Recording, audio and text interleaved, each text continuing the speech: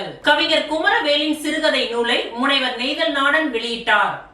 புதுவை கௌரி குமரவேல் தமிழ் இலக்கிய கூடல் துவக்க விழா மற்றும் முழுமதி சிறுகதை நூல் வெளியீட்டு விழா புதுவை வெங்கடா நகர் தமிழ் சங்கத்தில் 21/3/2025 வெள்ளிக்கிழமை மாலை 5 மணியளவில் நடைபெற்றது. இந்நிகழ்ச்சிக்கு தாகூர் அரசு கலை கல்லூரியின் மேலாண் முதல்வர் கலை மாமணி முனைவர் இளங்கோ தலைமை தாங்கினார். தமிழ் மாமணி வேல்முருகன், பத்மஸ்ரீ தட்சிணாமூர்த்தி, சதாசிவம் ஆகியோர் முன்னிலை வகித்தனர். தொடர்ந்து கவிச்சுடர் குமரவேல் எழுதிய முழுமதி சிறுகதை என்ற நூலை புதுவை தமிழ் சான்றோர் பேரவையின் நிறுவனர் கலை மாமணி முனைவர் நெய்தல் நாடன் வெளியிட விழுப்புரம் அறிஞர் அண்ணா அரசு கலை அறிவியல் கல்லூரியின் தமிழ் பேராசிரியர் முனைவர் அசோகன் அவர்கள், புதுவை பல்கலைக்கழக சமுதாய கல்லூரி தமிழ் பேராசிரியர் கலை மாமணி முனைவர் அரங்க முருகையன் ஆகியோர் பெற்றுக்கொண்டனர். தொடர்ந்து கலை மாமணி செந்தமிழ் செம்மல் சீனு வேணுகோபால் நூல் ஆய்வு செய்தார். தொடர்ந்து கலை மாமணி பூபதி பெரியசாமி, கலை மாமணி தீன் தமிழ் தென்றல், வழக்கறிஞர் கோவிந்தராசு, பாரத மாநில வங்கி முதன்மை கிளை மேலாளர் ராஜதுரை வெங்கடேசன், தமிழ் ஆசிரியர் சின்னசேகர், தமிழ் காவலர் வீரபாலகிருஷ்ணன் ஆகியோர் வாழ்த்துரை வழங்கினார்கள். சென்னை திரைப்பட இயக்குனர் கவிஞர் அழகப்பன் சிறப்புரை ஆற்றினார். முன்னதாக நிகழ்வுக்கு வந்திருந்தவர்களை ஓய்வு பெற்ற அங்கன்வாடி பல்நோக்கு பணியாளர் திருமதி கோகிலாம்பாள் வரவேற்றார். மழலை நிலவினி ராஜகுமாரியின் திருக்குறள் ஒப்புவித்தல் நிகழ்ச்சியும் செல்வி சஞ்சனாவின் பரதநாட்டியமும் நடைபெற்றது. தொடர்ந்து கௌரி குமரவேல் தமிழ் இலக்கிய கூடல் அமைப்பினை சன் நமச்சிவாயம் துவக்கி வைத்தார். பாவலர் பைரவி நிகழ்வினை தொகுத்து வழங்கினார். முடிவில் நூல் ஆசிரியர் கவிச்சுடர் குமரவேல் ஏற்புரையும் நன்றி உரையும் நிகழ்த்தினார்.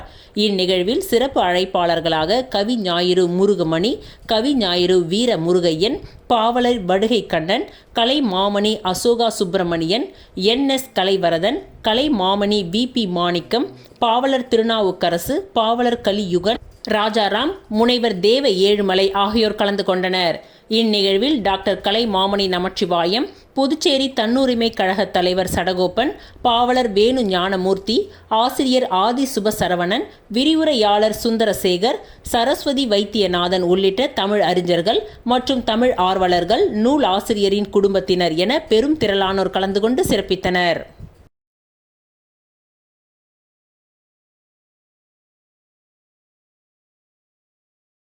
பாஜக சட்டமன்ற உறுப்பினர் VP ராமலிங்கத்தின் பிறந்த நாளை முன்னிட்டு மணக்குள விநாயகர் ஆலயத்தில் தங்கத்தேர் இழுத்து சிறப்பு வழிபாடு நடைபெற்றது. புதுச்சேரி பாஜக சட்டமன்ற உறுப்பினர் VP ராமலிங்கத்தின் பிறந்தநாள் விழா ஒவ்வொரு ஆண்டும் பல்வேறு நலத்திட்ட உதவிகள் வழங்கி சிறப்பாக கொண்டாடப்படுவது வழக்கம்.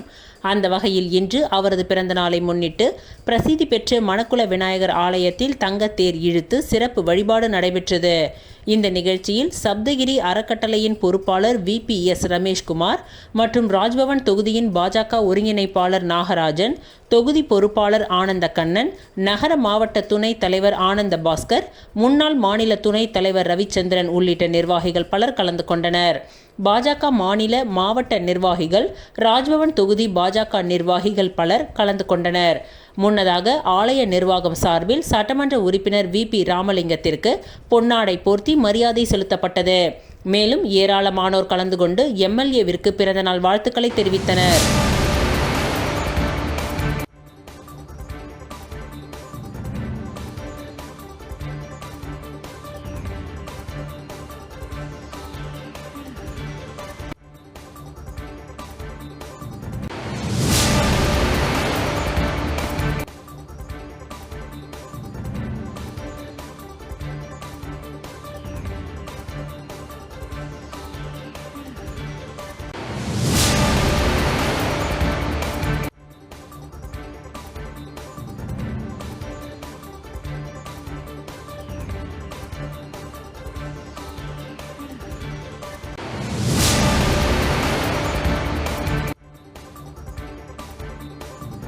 புதுச்சேரி பாஜக சட்டமன்ற உறுப்பினர் VP ராமலிங்கத்தின் பிறந்த நாளை முன்னிட்டு அவருக்கு முதல்வர் ரங்கசாமி, சபாநாயகர் மற்றும் MLAக்கள் பொன்னாடை போர்த்தி வாழ்த்துக்களை தெரிவித்தனர்.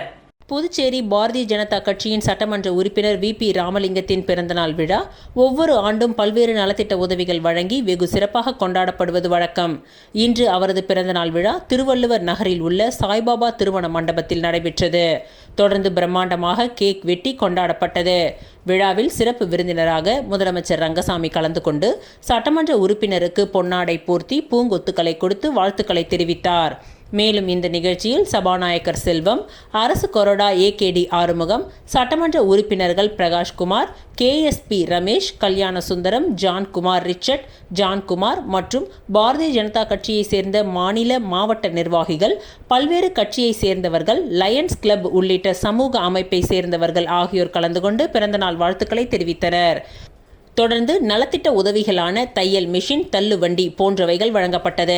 மேலும் ராஜ்பவன் தொகுதியில் நடைபெற்ற கோலப் போட்டியில் வெற்றி பெற்ற மகளிருக்கு நலத்திட்ட உதவிகளும் வழங்கப்பட்டது.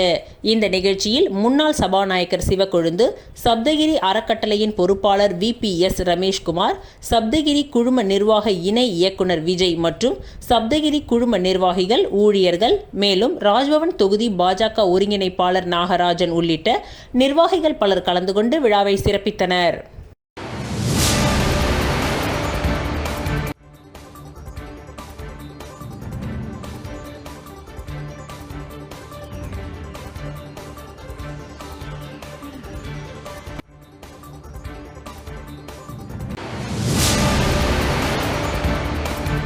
ஊசூடு சட்டமன்ற தொகுதிக்கு உட்பட்ட தொண்டமானத்தம் பகுதியில் கிராம நிர்வாக அலுவலக கட்டிடம் கட்டுவதற்கான பூமி பூஜையினை அமைச்சர் சாய் ஜே சரவணகுமார் துவக்கி வைத்தார். புதுச்சேரி மாநிலம் ஊசூடு சட்டமன்ற தொகுதிக்கு உட்பட்ட தொண்டமானத்தம் பகுதியில் கிராம நிர்வாக அலுவலக கட்டிடம் ரூபாய் 34,38,000 செலவில் புதியதாக கட்டுவதற்கான பூமி பூஜையை ஊசூடு தொகுதியின் சட்டமன்ற உறுப்பினரும் ஆதி திராவிடர் நலத்துறை அமைச்சருமான சாய் சரவணகுமார் தலைமையில் பூமி பூஜை செய்து அடிக்கல் நாட்டப்பட்டது. இந்நிகழ்ச்சியின் பொழுது பொதுப்பணித்துறை செயற்பொறியாளர் வாசு, உதவி பொறியாளர் ராஜ்குமார், இளநிலை பொறியாளர் ஜோதி, ஊசூடு பாஜக நிர்வாகிகள் உட்பட பொதுமக்கள் ஏராளமானோர் கலந்து கொண்டனர்.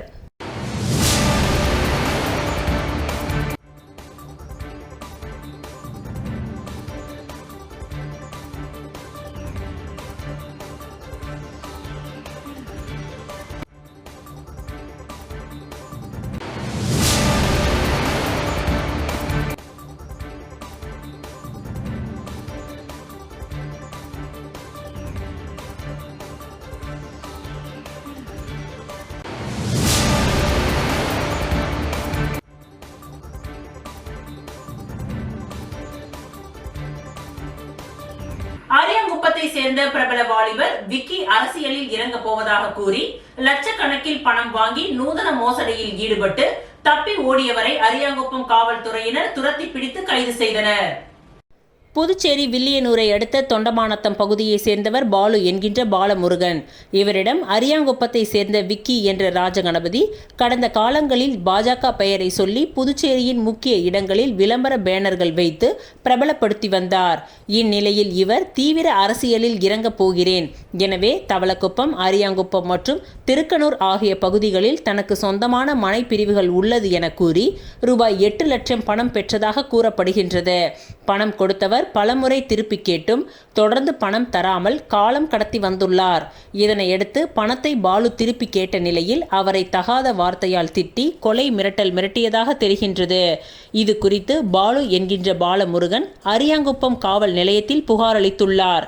அதன் பெயரில் துணை ஆய்வாளர் கதிரேசன் தலைமையிலான காவல்துறையினர் வழக்கு பதிவு செய்து தலைமறைவாக இருந்த விக்கி என்ற ராஜகணபதியை தனிப்படை அமைத்து வலை வீசி தேடி வந்தனர். இந்த நிலையில் நேற்று முன்தினம் இரவு அரியாங்குப்பத்தில் உள்ள அவரது வீட்டு கதவை வெளியில் பூட்டிவிட்டு உள்ளே மறைந்திருப்பது குறித்து போலீசாருக்கு ரகசிய தகவல் கிடைத்தது. அதன் பெயரில் குற்றப்பிரிவு துணை உதவி ஆய்வாளர் சிரஞ்சீவி மற்றும் தலைமை காவலர் வேல்முருகன் ஆகியோர் அங்கு சென்றனர். இவர்களை கண்ட விக்கி என்கின்ற ராஜகணபதி பைக் மூலம் தப்பிய நிலையில் அவரை 2 சக்கர வாகனத்தில் பின் தொடர்ந்த காவலர்கள் அரியாங்குப்பம் புதுப்பாலம் அருகே அவரை மடக்கி பிடித்தனர். பின்னர் விக்கியை காவல் நிலையம் அழைத்து வந்து விசாரணை நடத்திய பொழுது அவரை கைது செய்து நீதிமன்றத்தில் ஆஜர்படுத்தினர். அதைத் தொடர்ந்து மேஜிஸ்ட்ரேட் உத்தரவுக்கிணங்க காலாப்பட்டு மத்திய சிறையில் அடைக்கப்பட்டார். மேலும் இவருக்கு சொந்தமான ஒரு சொகுசு கார், மோட்டார் சைக்கிள் மற்றும் ஐபோன் ஆகியவற்றை காவல்துறையினர் கைப்பற்றியுள்ளனர். பாஜக பிரமுகரான இவர் சில வருடங்களுக்கு முன்பு அமைச்சர் ஒருவரின் பெயரை பயன்படுத்தி காரைக்காலை சேர்ந்த 90 நபர்களிடம் ஜிப்மரில் வேலை வாங்கி தருவதாக கூறி பல லட்சம் பணம் மோசடி செய்ததும் பொதுமக்கள் இவருக்கு தர்ம அடி கொடுத்த வீடியோ சமூக வலைத்தளங்களில் பரவியது. இதேபோல் பலரிடம் பண மோசடியில் ஈடுபட்டதும் தெரிய வந்துள்ளது. அதனைத் தொடர்ந்து கடந்த பொங்கலை முன்னிட்டு பிரபல தொழிலதிபர் ஜோஸ் சார்லஸ் மார்டின் அணி சார்பில் அரியாங்குப்பம் மற்றும் மணவெளி தொகுதியில் இலவச கரும்புகள் வழங்கியது அம்பலமாகி உள்ள நிலையில் தொடர்ந்து அவரை காவலில் எடுத்து விசாரிக்கவும் முடிவு செய்துள்ளதாக தெரிகின்றது.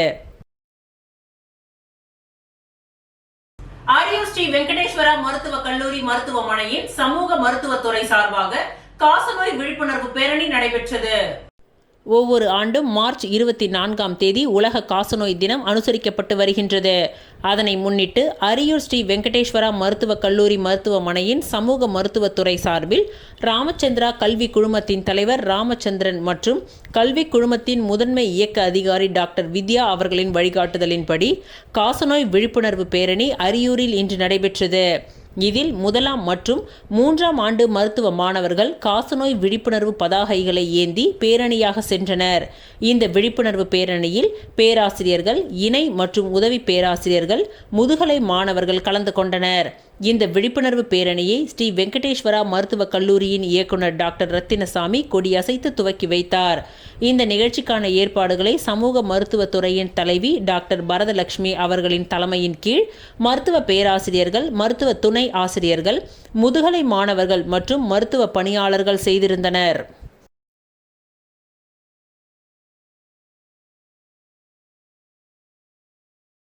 அரியூர் ஸ்ரீ வெங்கடேஸ்வரா பாராமெடிக்கல் சயின்ஸ் கல்லூரியில் கண் மருத்துவம் மற்றும் பார்வை பராமரிப்பு விழிப்புணர்வு நிகழ்ச்சி நடைபெற்றது. அரியூர் ஸ்ரீ வெங்கடேஸ்வரா பாராமெடிக்கல் சயின்ஸ் கல்லூரியில் கண் மருத்துவம் மற்றும் பார்வை பராமரிப்பு பற்றிய விழிப்புணர்வை ஏற்படுத்தும் நோக்கமாக உலக கண் பார்வை கூர்மை தினம் கொண்டாடப்பட்டது. டாக்டர் தமிழ்வாணன் குத்துவிளக்கினை ஏற்றி விழாவினை துவக்கி வைத்தார். கல்லூரி முதல்வர் டாக்டர் ஆனந்த வைரவேல் அனைவரையும் வரவேற்றார். இந்த நிகழ்ச்சியின் சிறப்பு விருந்தினராக கலை மாமணி விருது பெற்ற டாக்டர் தமிழ்வாணன் ஒளியியல் துறையின் பெருமை என்ற தலைப்பில் சிறப்புரையாற்றினார். அதனைத் தொடர்ந்து இணை பேராசிரியர் டாக்டர் ஹன்சிகா ஷா கண்களில் ஒளி விலகல் குறைபாடு என்பது கண்களில் ஏற்படும் பொதுவான ஒரு பிரச்சனையாகும். இந்த பிரச்சனை இருந்தால் கண்களுக்குள் நுழையும் ஒளி கதிர்கள் விழித்திரையின் மீது சரியாக குவியாமல் அதற்கு முன்போ அல்லது அதற்கு பின்போ குவிந்து தெளிவான பார்வையை தடுக்கும் என்பதை பற்றி மாணவர்களுக்கு தெளிவுபடுத்தினார். விழாவின் முடிவில் மாணவி லோகிதா நன்றியுரை கூறினார்.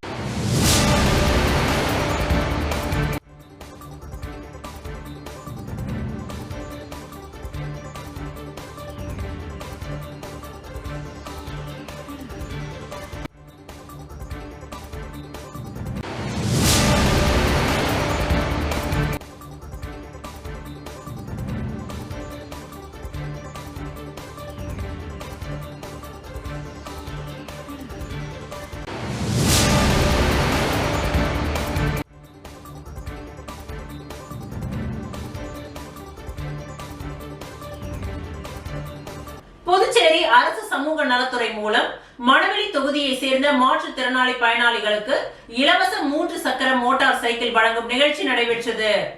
புதுச்சேரி அரசு சமூக நலத்துறை மூலம் மணவெளி தொகுதியை சேர்ந்த மாற்றுத்திறனாளி பயனாளிகளுக்கு இலவச 3 சக்கர மோட்டார் சைக்கிள் வழங்கும் நிகழ்ச்சி தவளக்குப்பத்தில் உள்ள சபாநாயகர் இல்லத்தில் நடைபெற்றது. இதில் சபாநாயகர் செல்வம் கலந்து கொண்டு 8 மாற்றுத்திறனாளிகளுக்கு 3 சக்கர மோட்டார் சைக்கிள்களை வழங்கினார். இந்நிகழ்ச்சியில் துறை இயக்குனர் ராகினி, துணை இயக்குனர் ஆறுமுகம் மற்றும் அப்பகுதி முக்கிய பிரமுகர்கள், தானாம்பாளையம் பாஜக பிரமுகர் ஞானசேகரன், மாநில விவசாய அணி பொது செயலாளர் சக்திபாலன், மாவட்ட தலைவர் சுகுமாரன், தொகுதி தலைவர் லட்சுமிகாந்தன், கிருஷ்ணமூர்த்தி, சக்திவேல், மாவட்ட துணை தலைவர் மணிகண்டன், மணி, கணபதி உள்ளிட்டவர்கள் கலந்து கொண்டனர்.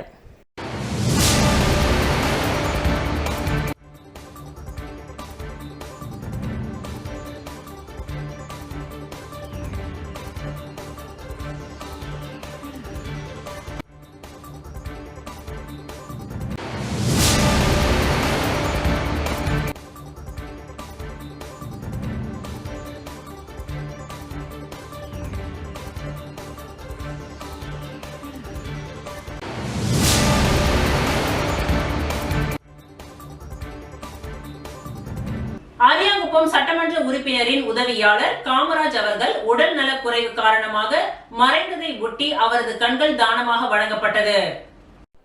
புதுச்சேரி அரியாங்குப்பம் சுப்பையா நகர் பாரதி வீதியை சேர்ந்தவர் ராஜேந்திரன் மகன் காமராஜ். வயது 49. இவருக்கு திருமணமாகி மனைவி பவானி என்ற பாஞ்சாலி மற்றும் 2 மகன்கள் உள்ளனர்.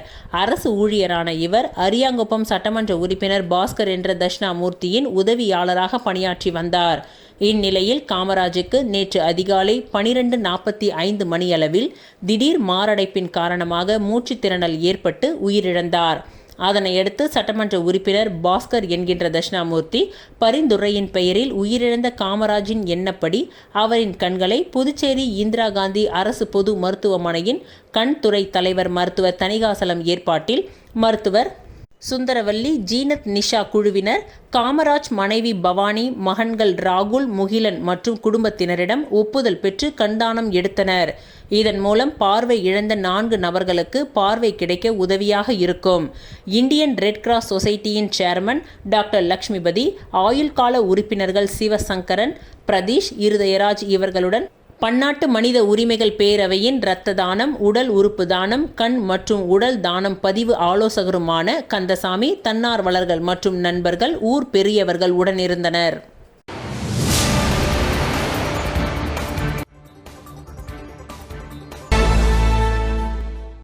உப்பளம் திமுக சட்டமன்ற உறுப்பினர் அனிபால் கென்னடி அவர்கள் பேசியது. மாண்புமிகு முதலமைச்சர் மற்றும் அமைச்சர் பெருமக்கள் கொண்டு வந்துள்ள மானிய கொள்கைகள் மீது சில கருத்துக்களை முன்வைக்க விரும்புகின்றேன்.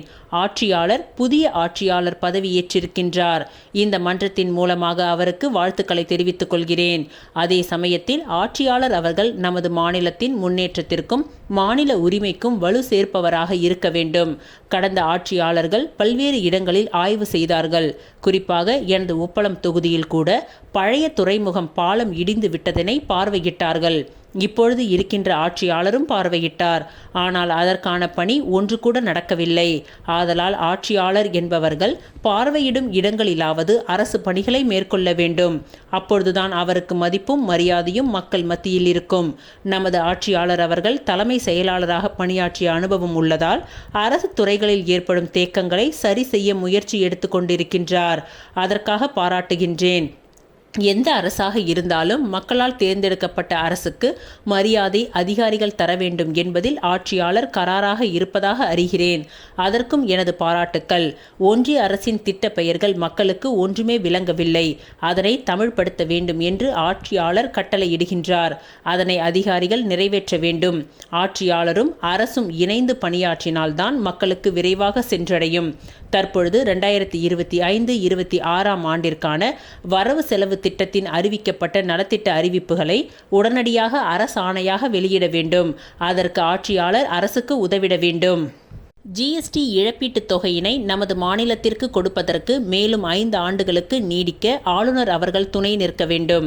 அரசு செயலகம், நிதி மற்றும் பொது நிர்வாகம் கடந்த 2020 ஆண்டு ஜனவரி மாதம் காதர் ரிவ்யூ கமிட்டி செயலாளர்கள் தலைமையில் அமைக்கப்பட்டது.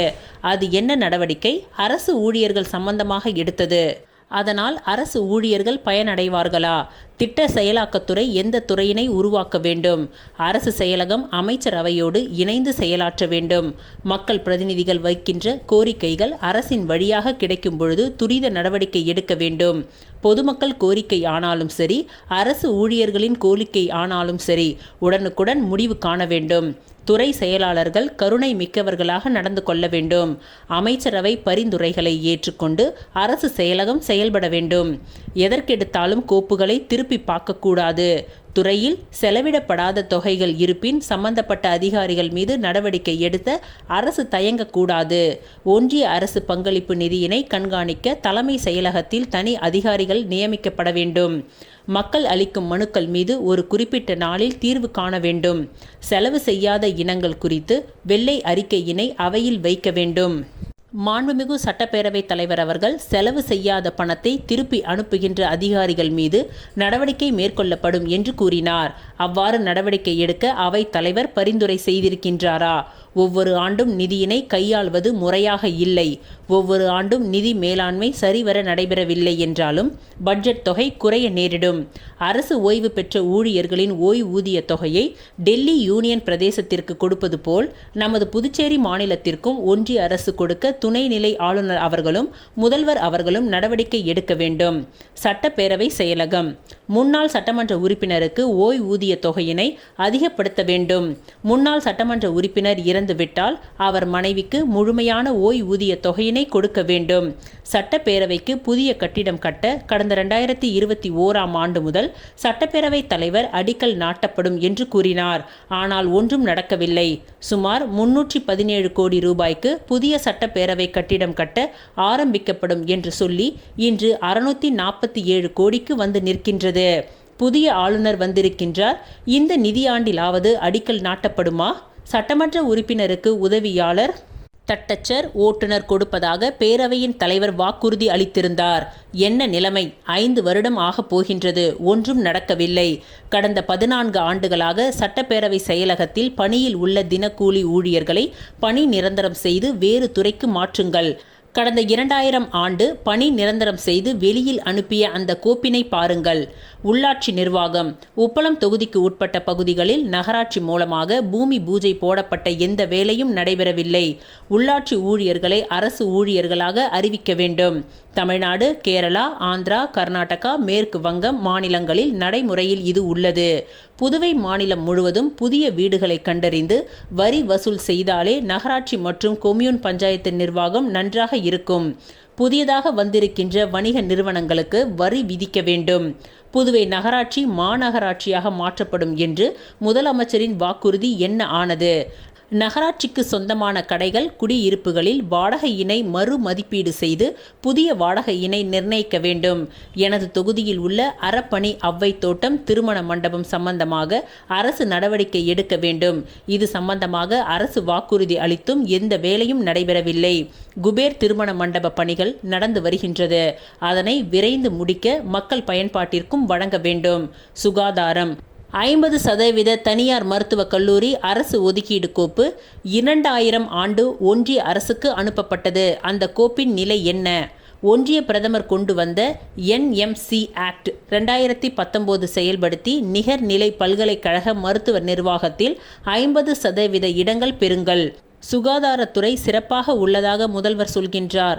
ஆனால் இன்று வரை சிறப்பு சிகிச்சைகளுக்கு தமிழக தலைநகர் சென்னையை நம்பி உள்ளோம். துணைநிலை ஆளுநர் புதுச்சேரி மாநிலத்தை மருத்துவ சுற்றுலா நகரமாக மாற்றப்படும் என்று சொல்லி இருக்கின்றார். அதற்கு தகுந்த நடவடிக்கை எடுக்க வேண்டும். ஆரம்ப சுகாதார நிலையங்களில் இரவு நேர மருத்துவரை நியமிக்க வேண்டும். தரமற்ற மருந்துகள் குறித்து புதுச்சேரி அரசு எடுத்த நடவடிக்கை என்ன? கொரோனா காலத்தில் தங்கள் உயிரையும் பொருட்படுத்தாமல் பணி செய்த 108 ஆம்புலன்ஸ் ஓட்டுநர்களை பணி நிரந்தரம் செய்யுங்கள். 10 ஆண்டுகள் பணி செய்தால் பணி நிரந்தரம் செய்வார்கள் என்று முதல்வர் அறிவித்தார். கொரோனா காலத்தில் உயிரை கொடுத்து வேலை செய்த இவர்களுக்கு ஏன் பணி நிரந்தரம் செய்யவில்லை? புதுச்சேரி மாநிலத்தில் உள்ள அரசு மருத்துவமனைகளின் தரத்தினை உயர்த்துங்கள். அரசு மருத்துவமனைகளில் அனைத்து பிராந்தியங்களிலும் டயட்டீஷியன் பணிகளை நிரப்ப வேண்டும். வருவாய்த்துறை புதிய வருவாய் கிராமங்களை உருவாக்க வேண்டும். உழவர்கரை தாலுகாவை 2ஆக பிரித்து புதிய தாலுகா என்று உருவாக்க வேண்டும். VAO பணியிடங்களை அரசு பட்ஜெட்டில் கூடியபடி உடனே நிரப்ப வேண்டும். ஜாதி சான்றிதழ் நிரந்தரமானது. அதனை ஒரு முறை அளித்தால் அது ஆயுள் முழுவதும் செல்லுபடியாகும் என்று அறிவித்துள்ளீர்கள். அதனை உடனே நடைமுறைக்கு கொண்டு வர வேண்டும். ஏற்கனவே ஜாதி சான்று பெற்றவர்களின் சான்றிதழ் ஆயுள் முழுவதும் செல்லும் என அறிவிக்க வேண்டும். மீனவர் மற்றும் மீன் வளத்துறை நமது நாட்டின் அந்நிய செலாவளி கையிருப்பை ஈட்டித் தரும் மீனவர்களின் வாழ்வாதாரம் மிகவும் வேதனை தரக்கூடியதாக மாறக்கூடாது. மீனவ மக்களின் மக்கள் தொகை கணக்கெடுப்பை நடத்தி இட ஒதுக்கீட்டினை அதிகரிக்க வேண்டும். கடற்கரை மண்டல ஒழுங்காற்று ஆணையம் என்ற பெயரில் அவர்களை வெளியேற்றும் நடவடிக்கைக்கு புதுச்சேரி அரசு துணை போகக்கூடாது. மீனவ குடியிருப்புகள், பள்ளிக்கூடங்கள், ஆலயங்கள், விளையாட்டு மைதானங்கள் உள்ளிட்ட மீனவ கிராமங்களின் நிலைகளை சுட்டி காட்டாமல் வரைபடம் வெளியிடப்பட்டது. அதனை மீண்டும் சரி செய்ய அரசு எடுத்த நடவடிக்கை என்ன? மீன்பிடி தடைக்கால நிவாரணம் ரூபாய் 6,000 12,000 உயர்த்த வேண்டும். தமிழ்நாட்டில் ரூபாய் 8,000 கொடுக்கின்றார்கள். தமிழ்நாட்டில் நீட் மற்றும் ஆட்சி பணியிடங்களுக்கு மீனவ இன மாணவர்களுக்கு இலவசமாக பயிற்சி அளிப்பது போல புதுச்சேரி மாநிலத்திலும் இலவச பயிற்சி அளிக்க அரசு ஆணையிட வேண்டும். தாழ்த்தப்பட்ட மக்களுக்கு வழங்குவது போல் ஆரம்ப கல்வி முதல் ஆராய்ச்சி கல்வி வரை அரசே கல்வி கட்டணத்தை ஏற்கும் என்று தேசிய மீனவர் தினத்தில் மாண்புமிகு முதலமைச்சர் அவர்கள் வாக்குறுதி அளித்ததை அரசாணையாக வெளியிட வேண்டும். மாணவர்களின் ஊக்கத்தொகையினை உயர்த்தி வழங்க வேண்டும். ஈம சடங்கு உதவித்தொகை முதியோர் உதவித்தொகை பெறுபவர்கள் அல்லாமல் மீனவர்கள் யார் இறந்தாலும் கொடுக்க வேண்டும். மீனவர் நல வாரியம் அமைக்க வேண்டும். கட்டுமர லோன், இன்ஜின் பொருத்திய கட்டுமர லோன், விசைப்படகு, பைபர் விசைப்படகு லோன் உள்ளிட்ட பயனாளிகளின் எண்ணிக்கையை உயர்த்தி வழங்க வேண்டும். மீனவ கூட்டுறவு சங்கத்தில் காலியாக உள்ள பணியிடங்களை மீனவர்களை கொண்டு நிரப்ப வேண்டும். சம்மேளன ஊழியர்களின் சம்பளத்தை அரசே வழங்க வேண்டும். சம்மேளனம் மூலம் கடை திறந்து அதன் மூலம் மானிய விலையில் மீன்பிடி உபகரணங்களை கொடுக்க நடவடிக்கை எடுக்க வேண்டும். மீனவ கூட்டுறவு சம்மேளன அதிகாரிகளை கொண்டு செயல்படுகின்றது. தலைவர், செயலாளர் தேர்ந்தெடுக்க அரசு வழிவகை காண வேண்டும். தூர்வாறுதல் என்று திட்டமிட்டு அரசின் பணத்தை வீணடிக்கின்றார்கள். ஊப்பளம் தொகுதி வம்பாக்கிரபாளையம் பகுதியில் மீனவ மக்களுக்கு தூண்டில் வளைவு அமைத்து கொடுங்கள். 3 அல்லது 4 கிராமங்கள் உள்ளிட்ட சின்ன துறைமுகம் அமைத்து வாழ்க்கை முன்னேற்றம் அடைய செய்யுங்கள். சுனாமி நினைவு சின்னம் நடப்பு நிதியாண்டிலாவது நிறைவேற்றப்படுமா? மீனவர் காணாமல் போனால் அந்த குடும்பங்களுக்கு உடனடியாக நிவாரணம் கிடைக்க வழிவகை காண வேண்டும். மீனவர்கள் காணாமல் போனால் அந்த குடும்பம் 10 ஆண்டு காலம் காத்திருக்க வேண்டியிருக்கின்றது. இதை 2 அல்லது 3 ஆண்டுகளாக குறைக்க ஆவண செய்ய வேண்டும். மீனவர்கள் கலப்பு திருமணம் செய்தால் அந்த பெண்களுக்கு கூட்டுறவு சங்கத்தில் பதிவு செய்ய அதிகாரிகள் மறுக்கின்றார்கள். அதை சரி செய்ய வேண்டும். எனது ஊப்பளம் தொகுதி வம்பாக்கிரபாளையத்தில் வலை கூடம் அமைத்து தர வேண்டும். ஏற்றுமதி மீன்களின் விலை குறையும் பொழுது அவர்களின் வாழ்வாதாரம் காக்கும் பொருட்டு குளிரூட்டப்பட்ட கிடங்குகள் அமைத்து கொடுக்க வேண்டும். போட் கட்டும் இடங்களுக்கு குடிநீர் மின்சார வசதி ஏற்படுத்தி தர வேண்டும். மீன்பிடி துறைமுகத்தில் இறங்கு தளம் பழுதடைந்து விட்டது. அதை சரி செய்து கொடுக்க வேண்டும். கடல் சீற்றத்தில் மீனவ கிராமங்கள் பாதிக்கப்படாமல் இருக்க கல் கொட்ட நடவடிக்கை எடுக்க வேண்டும். மீனவ மக்கள் மீது கடின உழைப்பாளிகள் அவர்களுக்கு மாண்புமிகு முதல்வர் அவர்கள் 60 வயது முதல் 3,500 உதவித்தொகை அளிக்க முன்வர வேண்டும். மீனவ கிராமங்களில் வருடத்திற்கு ஒரு முறை சுகாதார முகாம் நடத்தி அவர்கள் உடல் நலத்தை பேணி காக்க வேண்டும். பட்டியலின மக்களுக்கு வழங்குவது போல் தொடர் நோய் இருந்தால் மீனவ மக்களுக்கு நிவாரணத் தொகை அளிக்க அரசு அறிவிக்க வேண்டும். மீன் வியாபாரம் செய்யும் அனைத்து மீனவ குடும்பங்களுக்கும் ஐஸ் பெட்டி வழங்க வேண்டும். துறைமுகம் முடங்கிய சரக்கு கப்பல் போக்குவரத்து திட்டத்தை கொண்டு வர வேண்டும். அதனால் 1000 பேருக்கு நேரடியாகவும் மறைமுகமாகவும் வேலை கிடைக்கும். சட்டம் மற்றும் நீதித்துறை சென்னை உயர்நீதிமன்ற கிளை நமது புதுவையில் அமைய அரசு நடவடிக்கை எடுக்க வேண்டும். தேசிய சட்ட பல்கலைக்கழகம் அமைக்கப்படுவதற்கு நிதி ஒதுக்கப்படவில்லை. இளம் வழக்கறிஞர்களுக்கு உதவித்தொகை 5,000 அறிவித்ததை அரசு உடனே வழங்க வேண்டும். தமிழ்நாட்டுக்கு இணையாக வழக்கறிஞர்களின் சேம நல நிதியினை உயர்த்த வேண்டும். சுற்றுலா வரலாற்று சுவடுகள் புதையுண்டு கிடக்கும் அரிக்கமேடு பண்டைய வணிக நகரத்தை மேம்படுத்த வேண்டும். அங்கு அகழாய்வு செய்யப்படாமல் கிடப்பில் போடப்பட்டுள்ளது. அதனை முதல்வர் ஆய்வுக்கு முழுமையாக உட்படுத்த வேண்டும். புதுச்சேரி அரசு நிதி ஒதுக்கீடு செய்தும் இன்னும் பணிகள் துவங்கப்படவில்லை. சுற்றுலாவை மேம்படுத்துவதில் எனக்கு மகிழ்ச்சிதான். அதே சமயத்தில் பெருகி வரும் ரெஸ்டோ பார்களால் நமது கலாச்சாரம் பாதிக்கப்பட்டுள்ளது. மணப்பட்டு கிராமத்தில் 100 ஏக்கர் நிலத்தில் சுற்றுலா திட்டங்கள் தொடர்ந்து அறிவிப்பில்தான் வந்து கொண்டிருக்கின்றது. பணிகளை தொடங்கியதே இல்லை. இந்த ஆண்டாவது தொடங்குமா? சுற்றுலாத்துறையினை மீனவ மக்களை இணைத்து சுற்றுலாவை மேம்படுத்த வேண்டும். கடற்கரையில் மேற்கொள்ளப்படும் சுற்றுலா திட்டங்களில் மீனவர்களை ஈடுபடுத்தி வேலை வாய்ப்பினை கொடுக்க வேண்டும். பாண்டி மெரினா கடற்கரையில் சிங்காரவேலர் சிறையுடன் கூடிய தமிழ் பூங்கா, போக்குவரத்து பூங்கா அமைக்க வேண்டும். மீனவ கிராமங்களை பாதிக்காத வகையில் பாண்டி மெரினாவிற்கு செல்வதற்கு புதிய மாற்றுப்பாதை அமைக்க வேண்டும். கடற்கரை பகுதியில் சுற்றுலாவை மேம்படுத்தும் பொழுது சட்டமன்ற உறுப்பினரின் கருத்துக்களையும் மீன்வளத்துறையின் கருத்தையும் கேட்க அரசு நடவடிக்கை மேற்கொள்ள வேண்டும். பொதுப்பணிகள் 30 ஆண்டு காலமாக நியமன விதி திருத்தம் இல்லாமல் துறை செயல்பட்டு கொண்டிருக்கின்றது. ஒர்க் அசிஸ்டன்ட் பதவியில் உள்ளவர்கள் 25 ஆண்டுகளாக ஒரே பதவியில் பணிபுரிந்து இருக்கின்றார்கள். அவர்களுக்கு மாற்றம் ஏதாவது ஏற்படுமா? வவுச்சர் முறையில் சம்பளம் வழங்கும் பொதுப்பணித்துறை ஊழியர்களை ஒரு முறை தளர்வு மூலம் பணி நிரந்தரம் செய்ய வேண்டும். பணி நீக்கம் செய்யப்பட்ட பொதுப்பணித்துறை ஊழியர்களை மீண்டும் பணியில் அமர்த்த வேண்டும். நடப்பு நிதியாண்டில் உப்பனாறு பாலம் கட்டி முடிப்பதற்கு நிதி ஒதுக்கப்பட்டுள்ளது. அதனை அம்பேத்கர் சாலை வரை நீட்டிக்க வேண்டும். கோலாஸ் நகர் பாலத்தை விரிவுபடுத்தி புதிய பாலம் அமைக்கப்பட வேண்டும். AFT மேம்பால பணிகள் நிலை என்ன? உடனடியாக துவங்க வேண்டும். கூடப்பாக்கம் ரயில்வே கேட் மேம்பாலம் பணிகள் என்ன ஆனது? சிவாஜி சிலை முதல் அரியாங்குப்பம் வரை மேம்பால பணிகளை எப்பொழுது துவங்கும்? குறிப்பிட்ட அகலமான சாலைகளை சிமெண்ட் சாலையாக மாற்ற துறை நடவடிக்கை எடுக்க வேண்டும். வருடந்தோறும் சாலைகள் போடும் பணியும் பராமரிப்பு பணியும் மிச்சமாகும். போடப்பட்ட சாலையையே போட்டுக்கொண்டு இருக்கின்றார்கள். அது மட்டுமல்லாமல் PWD, EB, டெலிஃபோன் டிபார்ட்மெண்ட் ஒருங்கிணைப்பு இல்லாததால் புதியதாக போடப்பட்ட சாலைகளை உடைக்கின்றார்கள். சாலைகளில் மழைநீர் சேமிப்பினை உருவாக்க வேண்டும். உப்பளம் தொகுதி முழுவதும் பாதாள சாக்கடை திட்டம் முழுமையாக இல்லை. பொதுப்பணித்துறை அதிகாரிகளுக்கு மனு கொடுத்துள்ளேன்.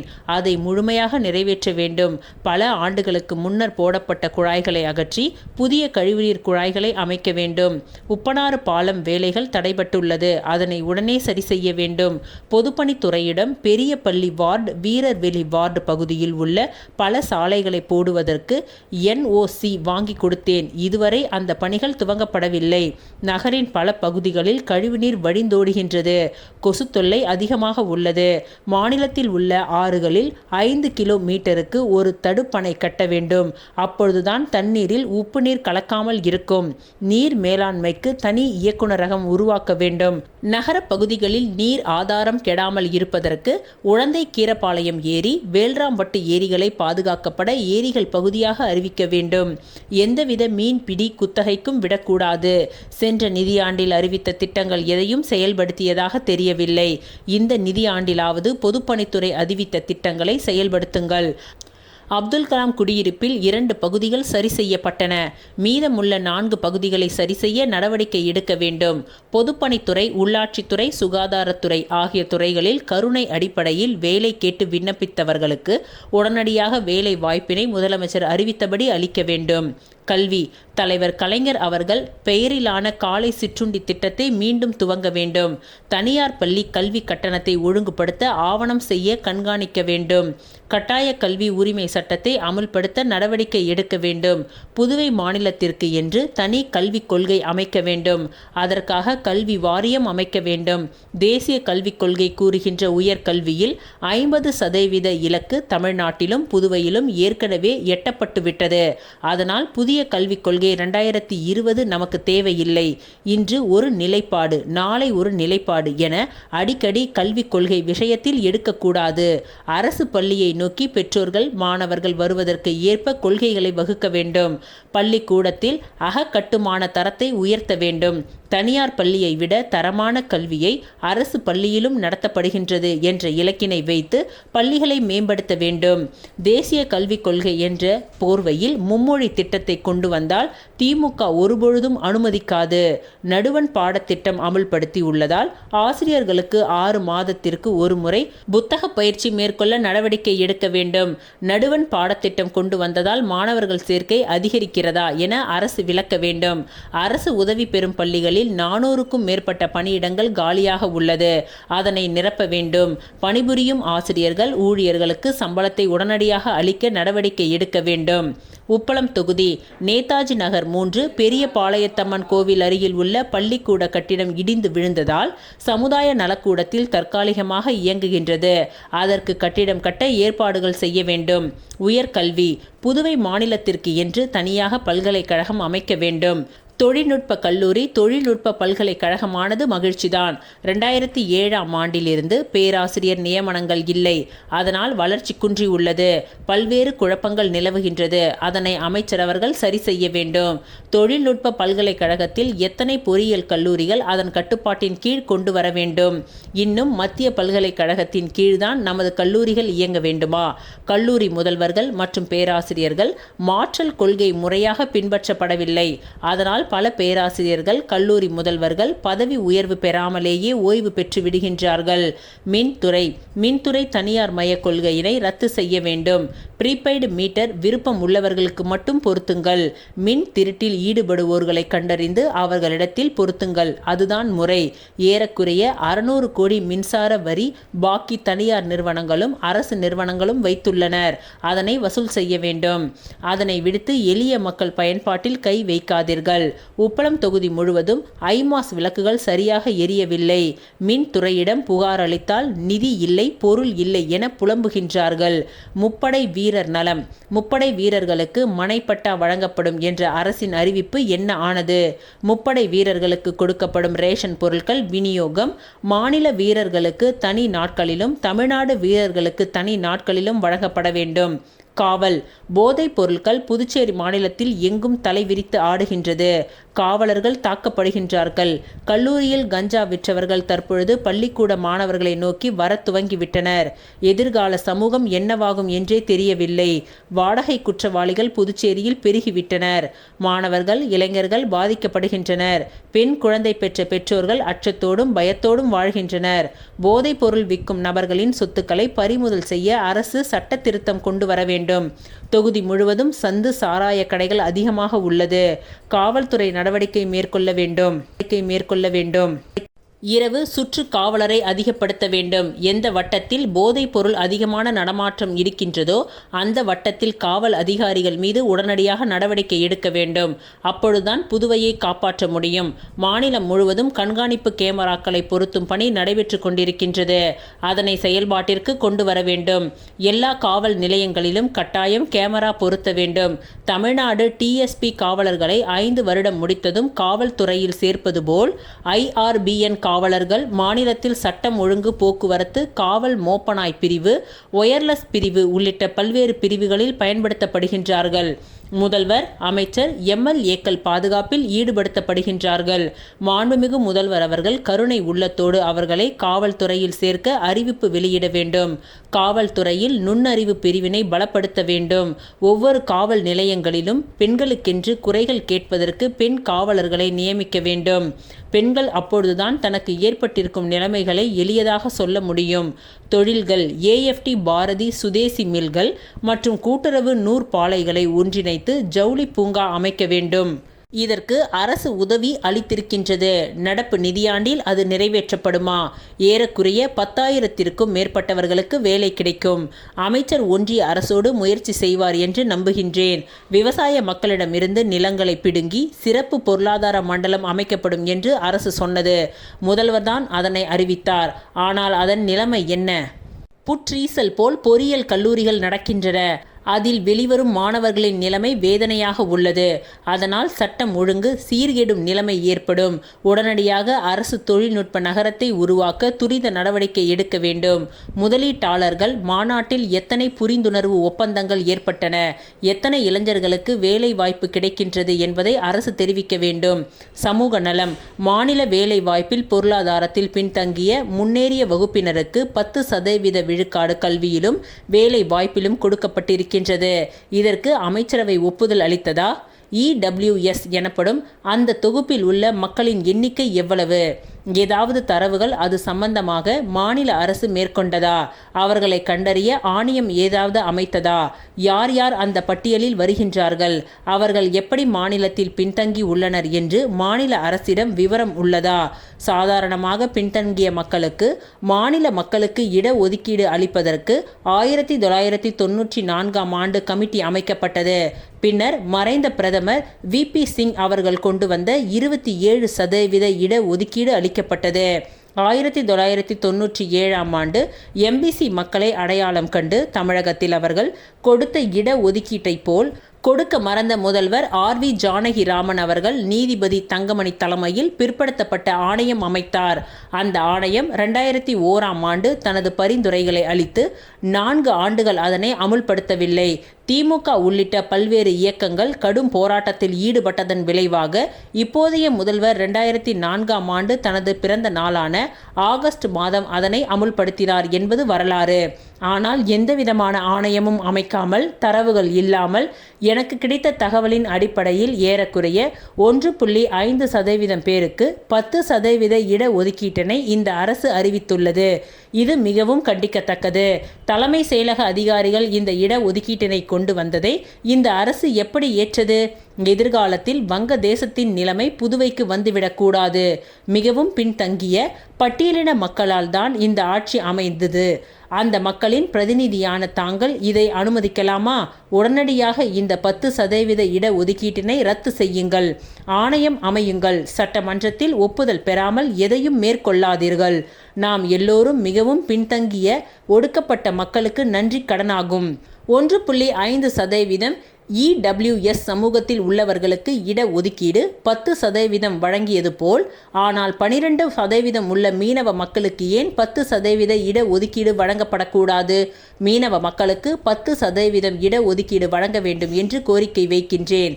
பிற்படுத்தப்பட்டோர் நலத்துறை பிற்படுத்தப்பட்டோர் நலத்துறை தனி இயக்குனர் இல்லாமல் இயங்கப்படுவதை ஏற்றுக்கொள்ள முடியாது. நவீன காலத்திற்கு தகுந்த மாதிரி கடன் வழங்குங்கள். மாநிலத்தில் 82% பிற்படுத்தப்பட்ட மக்கள் இருக்கின்றார்கள் என்பதை கவனத்தில் கொள்ளுங்கள். துறைக்கு அதிகமான நிதி ஒதுக்குங்கள். மிக பிற்படுத்தப்பட்டோர் நலத்துறை என்ற புதிய துறையினை உருவாக்குங்கள். மகளிர் மற்றும் குழந்தைகள் மேம்பாடு சிகப்பு அட்டை உள்ள குடும்ப தலைவிகளுக்கு ரூபாய் 2500 அறிவித்ததை வரவேற்கின்றேன். ஆனால் அவர்கள் 5 ஆண்டுகள் சிவப்பு அட்டையை வைத்திருந்தால்தான் சலுகை என்ற நிபந்தனையை தளர்த்த வேண்டும். 1 ஆண்டு வைத்திருந்தால் போதும். பிறந்த பதிவு கேட்கக்கூடாது.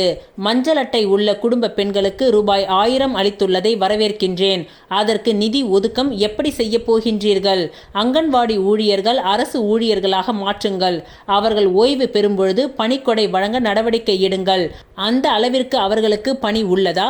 மகளிர் மேம்பாட்டுத்துறை பணி, தேர்தல் துறை பணி, சுகாதாரத்துறை பணி மற்றும் அரசு அவ்வப்பொழுது இடும் கட்டளைகளை சிரமம் பாராமல் கடுமையாக உழைக்கும் அவர்களை அரசு ஊழியர்களாக மாற்றுங்கள். நிலுவை இல்லாமல் சம்பளம் போடுங்கள். அரசின் திட்டங்களை உடனுக்குடன் செயல்படுத்தும் அவர்களுக்கு காலகட்ட பதவி உயர்வு பலன் கிடைக்க செய்யுங்கள். உதவியாளர்களை டீச்சராக பதவி உயர்வு அளியுங்கள். மகளிர் மேம்பாட்டுக் கழகத்திற்கு அதிக நிதி ஒதுக்கி பெண்களுக்கு கடன் வழங்குங்கள். அப்பொழுதுதான் பொருளாதாரம் மேம்படும். மகளிர் உரிமை தொகை அனைவருக்கும் கிடைத்திட நடவடிக்கை எடுங்கள். மகளிர் மற்றும் குழந்தைகளுக்கு அறிவிக்கப்படும் திட்டங்களை கால தாமதத்தோடு கொடுக்கும் ஏழை எளிய மக்களின் விண்ணப்பங்களை பரிசீலித்து உடனடியாக உதவித்தொகை கிடைக்க உதவிட வேண்டும். வேளாண் மற்றும் வளம் புதுவை பிராந்தியங்களில் ஒரு வேளாண் பல்கலைக்கழகம் துவங்க அரசு முன்வர வேண்டும். தமிழகத்தை போல் விவசாயிகளுக்கு வட்டியில்லா பயிர்க்கடன் கூட்டுறவு வங்கி மூலம் வழங்குங்கள். அதேபோல் விவசாயிகள் வைக்கும் நகைகளுக்கு வட்டியில்லா கடன் வழங்க அரசு முன்வர வேண்டும். வனத்துறையில் ஆள் பற்றாக்குறையை உடனடியாக நீக்க நடவடிக்கை எடுக்க வேண்டும்.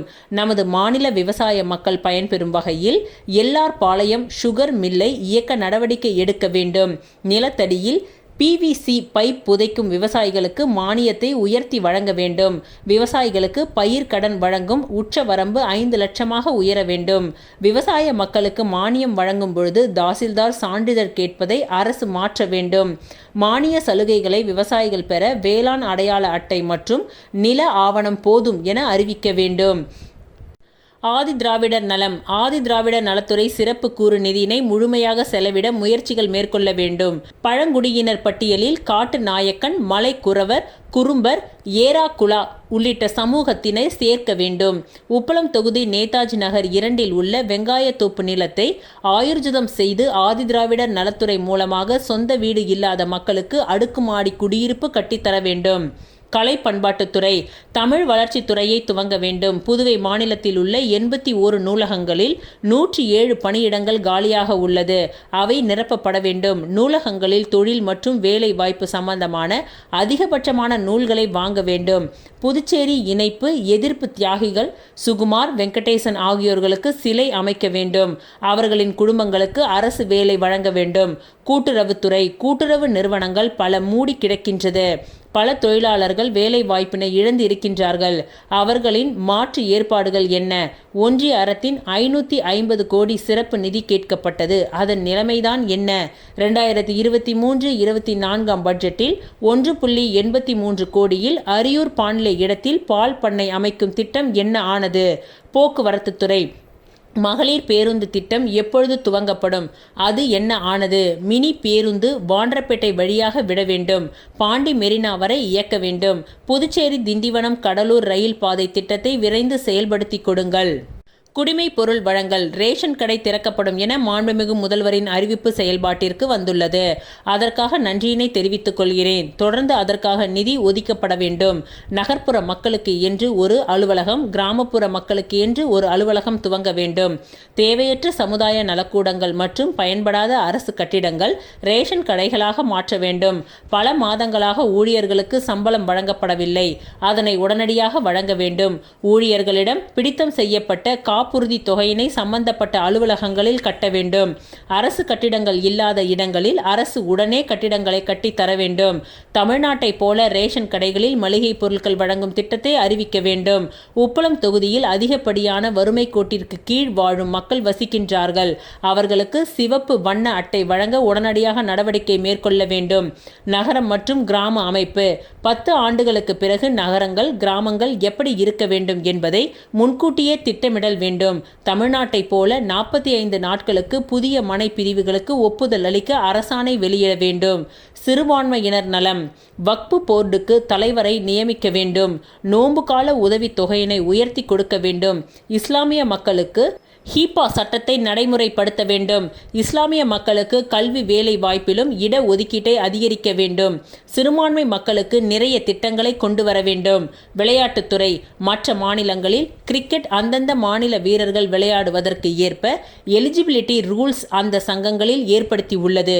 ஆனால் புதுச்சேரியில் மட்டும் பிசிசி ரூல்ஸ் வைத்து ஒரு வருடம் புதுச்சேரியில் வசித்தால் மட்டுமே போதுமானது என்ற ரூல்ஸை வைத்திருக்கின்றார்கள்.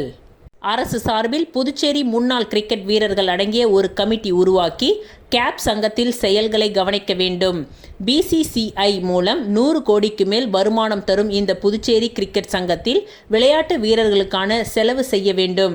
ஏழை மாணவர்களுக்கு புதுச்சேரி சங்கம் ஸ்காலர்ஷிப் மூலம் குறைந்தபட்சம் ஒரு 100 பேருக்கு உதவித்தொகை கொடுக்க வேண்டும். அதன் அடிப்படையில் புதிய இளைஞர்கள் உருவாக்க உதவியாக இருக்கும்.